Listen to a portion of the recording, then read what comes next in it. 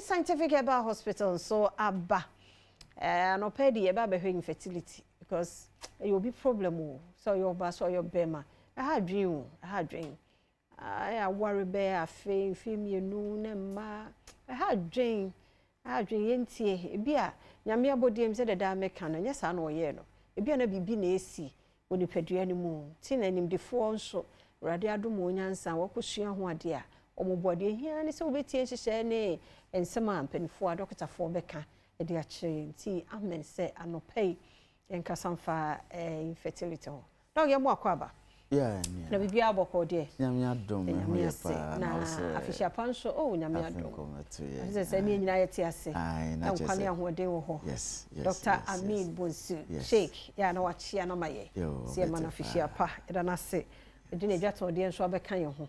na ye no mu aye adwuma ye bompa ye se mfia kade ye nim nyina no enye kama no pause en kasamfa infertility yes ali cases ne basro ana basro mini aba na de kan no meda o hwefo ene ganafo nyina ase na se ne o kan ya mo bia fihia pa afese se no na nyame adom apomuden na ekoso kama na ye nyina ho odin timi koba na hoto ne yedi so aba na apomuden no ya na ya de ye keepa o hwe daily life activity bi ebe bi apomuden ni ho a enwie peyo na ade ba akoso very important sebi ya sitina mu nsem because say titiri adofo ahokafo awarefo ade ba ko aya na ma aware no anase o masetina no ewie peyo ne mu ye de pa sebi abofra enti wo hwa ye nyina nim se sa amre ye ready December mu o manfo bibri anase Ghana ni fo bibri na wa konto mo be pese o be fie o mo be fie yi so ene je bibri na be koso ye get together ye party kakra wa ha ye nhyiamu ye kwa sorry o mo ye ni nyina wia o mo be fie ye be fie a okunu no oyire ene je na de na conclude no na chese wo se sebi empamu agudie ekoso na ene je ni wi peyo na ade ba ko amen scientific pese etwe adwinsi so ne se infertility egu aware bibri safety bibri nti ye pese etwe o manfo adwinsi so na etu ho anamon na de ya na ya wo mu kura ne se akọ hospital akọ esi oni o hawo bia enso nyinsa ne mba be ma ni o hawo oba ni o hawo enso nyinsa ne mba so hawo bia ni o de ade na mba nkosi ato ni nkoyi ana eno kura yo hawo ana se time na mudi nhia mu no yenim se eye holidays idie bogus fo yi bai wonu mu kunu mu o mu akra o mu yire no mu kunu ni mu watermale ne kumase no o mu nyina ebehyiam ye say muntu anamo na momra amen scientific ne emwa na yensiesie bibia wo bia se dro na wo se edema na mo ye very fertile mo fertility rate ne kosra ebe ni nyina infertility ni nyina ne se sebi oba ne be ma atena omodi nhyiamu a ho bible bia ni be afi baako nyinsan ma na mekasa ho bible bia ni mu na ye family planning bia ni sebi roba hwe bia ni so hu obia ni ho a sebi obia oko yi sperms na asisi mani nyina apie dabi ahobambo bia ni wo obia amfa pills obia anya hwe na emu still ano nyinsen no emma na o hwe saade ya etimi ya obia say yo ba say be ma na omumienu nyina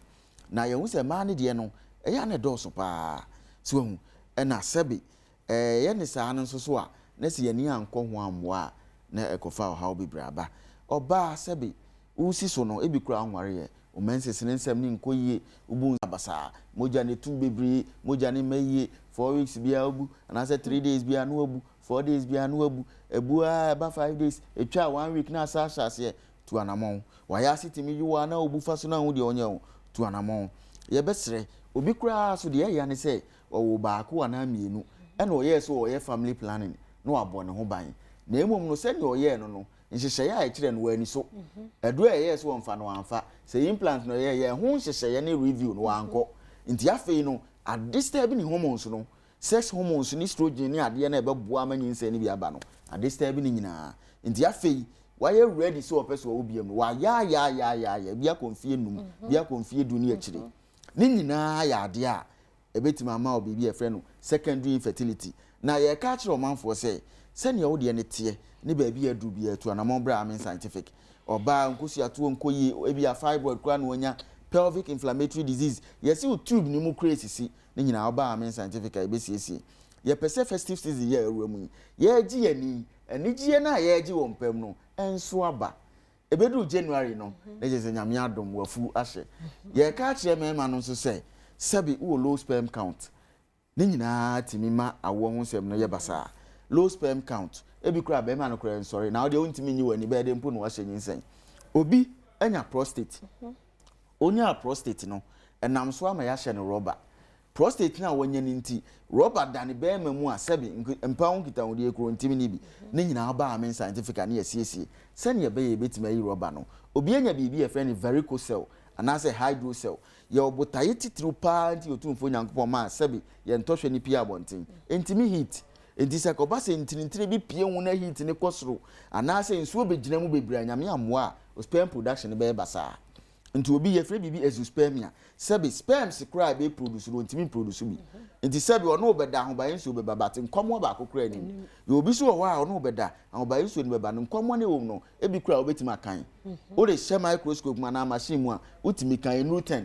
obi de enu 50 se ba ne sa o chances se obehye oba nyinsen no e wo fompa na oba amen scientific adansi die se yo ba na yo how se be ma se yemu mienu nyina anase bia timing no kra na enye anase fertility rate no mu nyina nti drop ya ni nyina abo se na nyame nam yenso ne asiesie ya da senti na adanse eno no dog me se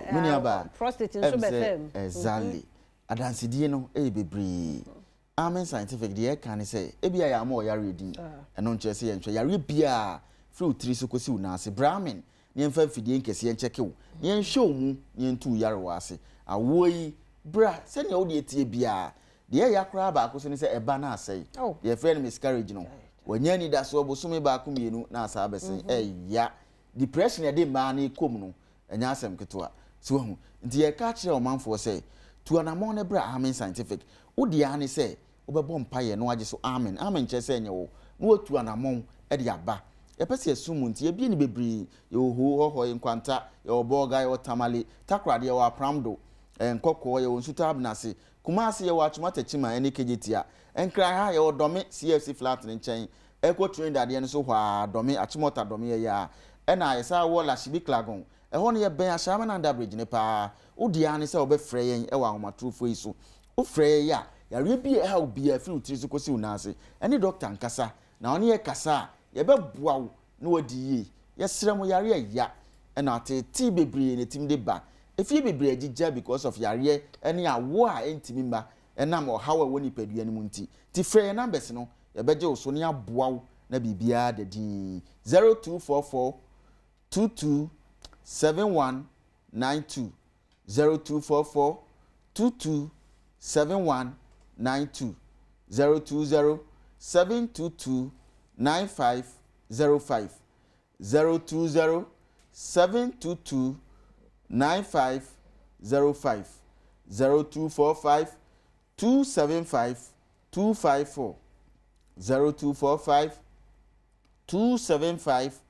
254 Amen scientific ese allow shafi nyankropon ene yaresafo nyame so timi ade nyina ye ne chese yare ben na hawa wo de tena fie ama ofi agija tu anamone bra Amen scientific nyame timi munti ye beboa wo na wo so wadi ye e wa apomden kwa so ye da mase yes ye da say enti doctor say usu na yete nka no Amen scientific Herbal hospital na yete wono mo enka no